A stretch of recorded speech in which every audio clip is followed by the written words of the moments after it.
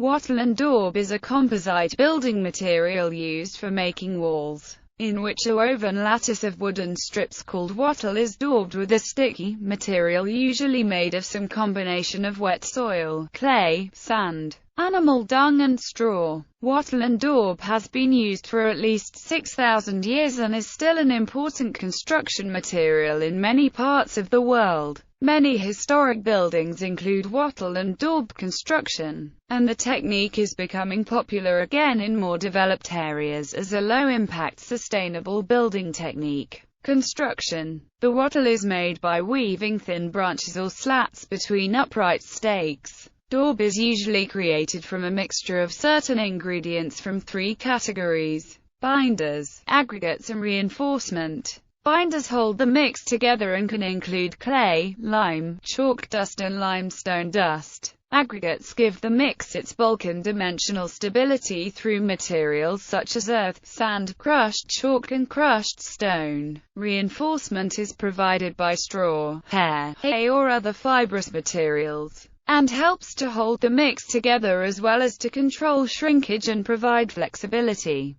The daub may be mixed by hand, or by treading, either by humans or livestock. It is then applied to the wattle and allowed to dry, and often then whitewashed to increase its resistance to rain. This process is similar in modern architecture to lath and plaster, a common building material for wall and ceiling surfaces, in which a series of nailed wooden strips are covered with plaster smoothed into a flat surface. In some regions this building method has itself been overtaken by drywall construction using plasterboard sheets. History. The wattle and daub technique was used already in the Neolithic period. It was common for houses of a linear pottery and rosen cultures of Central Europe, but is also found in Western Asia as well as in North America and South America. In Africa it is common in the architecture of traditional houses such as those of the Ashanti people. Its usage dates back at least 6,000 years.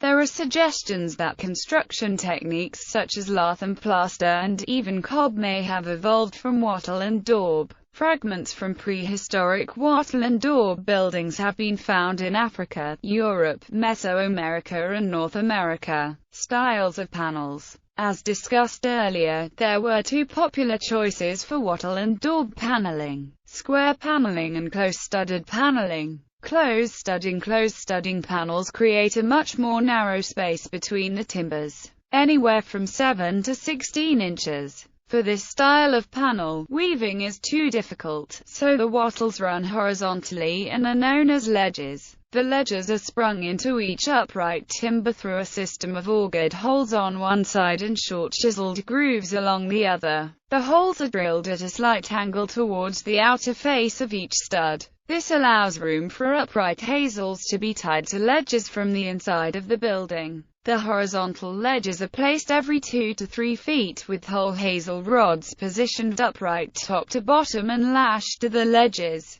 These hazel rods are generally tied a finger widths apart with 6 to 8 rods each with a 16-inch width. Gaps allow key formation for drying. Square panels are large, wide panels typical of some later timber frame houses. These panels may be square in shape, or sometimes triangular to accommodate arched or decorative bracing. This style does require wattles to be woven for better support of the daub. To insert wattles in a square panel, several steps are required. First, a series of evenly spaced holes are drilled along the middle of the inner face of each upper timber. Next, a continuous groove is cut along the middle of each inner face of the lower timber in each panel. Vertical slender timbers, known as staves, are then inserted and these hold the whole panel within the timber frame. The staves are positioned into the holes and then sprung into the grooves. They must be placed with sufficient gaps to weave the flexible horizontal wattles. Acacias.